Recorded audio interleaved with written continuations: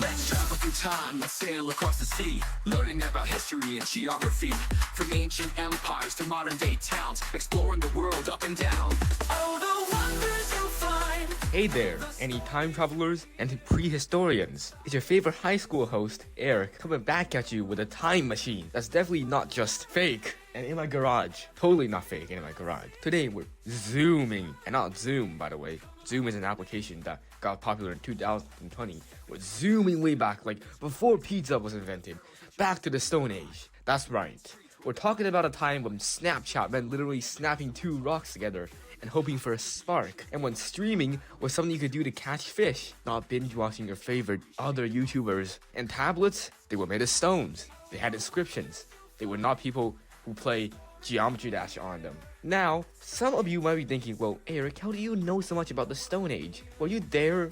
Well, not exactly, but when my parents were kids, this was this super famous cartoon called The Flintstones. It's like the prehistoric version of The Simpsons. It showed Stone Age folks living it up with dinosaur vacuum cleaners and bird beak record players. Totally accurate, right? Well, maybe not. How I actually know so much about the Stone Age is that we have amazing archaeologists who know how to carbon date back millions and millions of years through history. So today, we're gonna separate fact from fiction and discover how our great times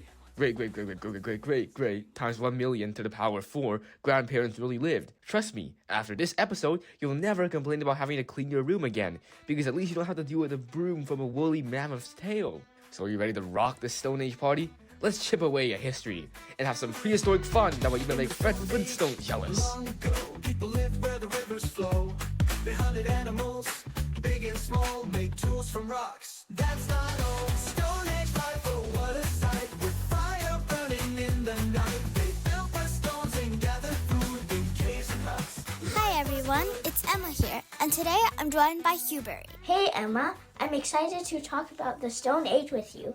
Awesome, let's get started. First question, what materials did people use to make tools during the Stone Age? Well, people in the Stone Age used hammerstones, sanding stones, and small hammerstones that has a cut line around its bottom. Wow, that sounds like a lot of work, but it's amazing that what they could make. Next question, how did people get their food in the Stone Age? What were some common animals that they hunted? That's a good question. They always used axes, bows, and arrows to hunt. They hunted Mesolithic Britons, mammoths, and more. That must have been a huge task. Now, Huberry, do you have a question for me? Yeah, Emma. I've been wondering, where did Stone Age people live? Great question. Let me think.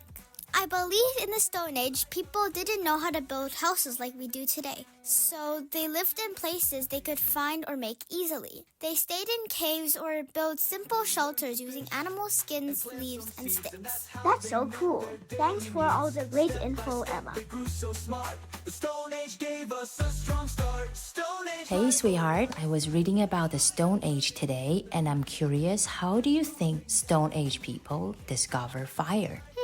I think they probably saw fire when lightning struck trees, and then they saw it burn. Maybe they got curious about it, like we do when we see something new. They must have tried to keep the fire going because it was warm and helped them to cook food. And how do you think they figure out how to make fire on their own then?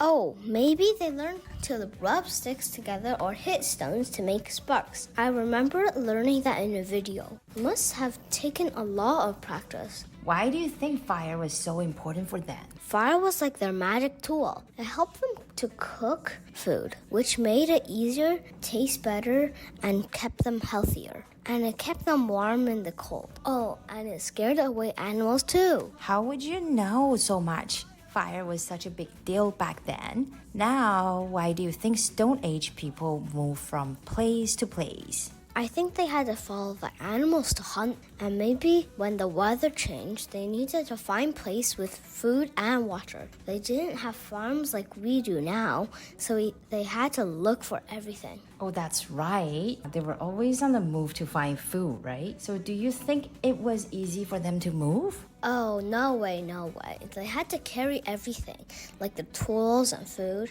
But they got pretty strong from all those walking and hunting. Do you think they ever got tired of moving? Bet they did, but it was the only way to survive back in the days, right? Now here is the big question. Where do you think some of the earliest human fossils were found? Ooh, I know this one. Some were found in Africa, right? Places like Ethiopia and Tanzania. I learned that Africa is called the cradle of humankind. What do you think life would have been like if we lived back then? Oh, wow. I think it would be really hard. But it would be kind of cool too, to explore and be part of discovering things like fire. Do you think I'd be a good hunter? Bet you'll be a great one. Always learning and figure things out. Thank you. Hi, Sophia. I have been thinking, why did early humans live in Africa? Did they just wake up one day and decide to go on a big adventure? Kind of. It wasn't exactly a vacation though. People left Africa because things were changing. Sometimes there wasn't enough food and some places were becoming way too dry. They had to look for better places to live, like where they could find water and animals to hunt. Whoa, that makes sense. So where did they go? Did they follow a map or just wander around? Oh, they didn't have maps. They mostly followed animals and food. First, they went to the Middle East, and then they spread into Europe and Asia. Some even made it to Australia by crossing waters. They probably used rafts though. Wait, what about America? Did they cross the ocean? Not exactly. During that ice age, there was a land bridge between Asia and North America called Beringia, and people walked across it. Eventually, they made their way down to South America too. Pretty cool, right? That's incredible. And when did they start building civilization? Oh, that happened much later. The first big civilizations popped up in places like Mesopotamia, which is where modern-day Iraq is. There was also ancient Egypt and later civilizations in China and India. They figured out farming, built cities, and that's when things got really fancy, like pyramids and writing. Sounds like early humans were super explorers and builders. Thanks for the lesson. Anytime, Mom. Maybe we could follow their footsteps on our next family adventure, just without the mammoths.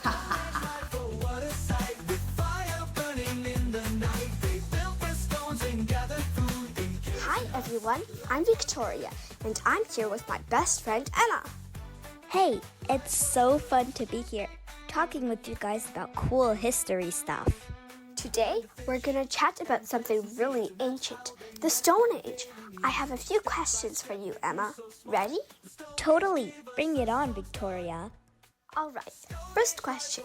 What was the Stone Age and why is it called that? The Stone Age was a very broad prehistoric period that lasted around 3.4 million years, and it ended between 4000 BC and 2000 BC. It was called the Stone Age because during that time, people weren't so advanced and they used stone to build and make tools, hence the name, the Stone Age. Wow, that sounds tough. So next question. What was the Earth's environment like during the Stone Age? And how did it affect where people lived?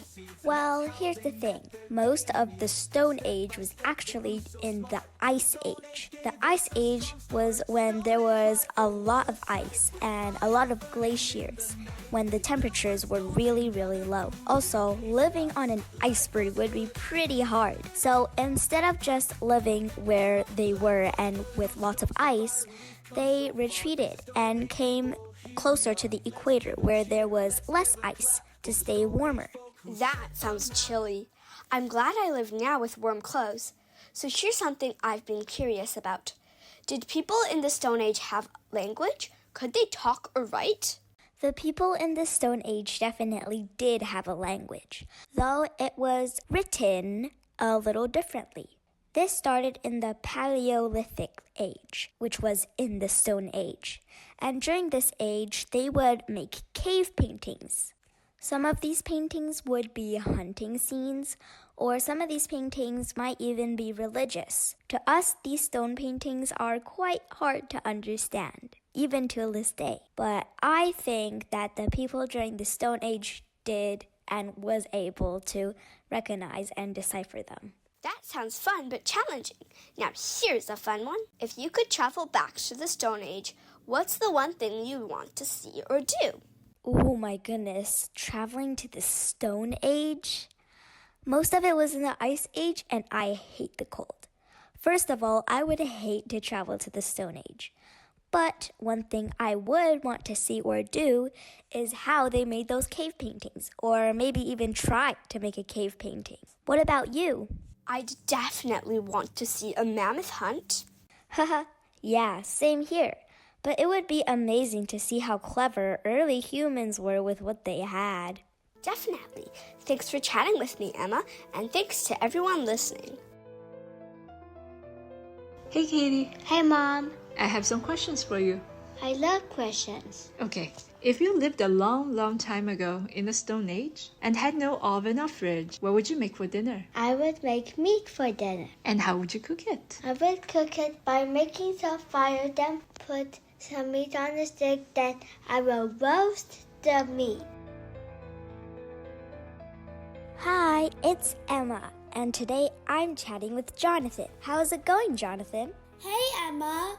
I'm doing great and excited to answer some fun Stone Age questions. Well, thanks for answering my questions, Jonathan. Awesome. Let's jump right in. First question. What kinds of art did Stone Age people create? And where in the world can we find these artworks today? Oh, Stone Age art is amazing. People used to do art on cave walls in the form of cave painting. Cave paintings are often animals like bison, horses, and deer. One of the most famous examples is the Cave of Lascaux in France. You can also find cave paintings in Spain, India, Australia, and so on. Wow, I didn't know that there were so many places. Okay, next question. Did Stone Age people look different from us? Well, sort of. Early humans from the Stone Age had more hair, darker skin, and were shorter than many people today. This is because they would have to adapt to colder climates. They looked a bit different from most people today because they are still very much human. So, in some ways, they were kind of like our ancient cousins, right? Exactly. We share a lot in common with them. Wow, that's pretty cool.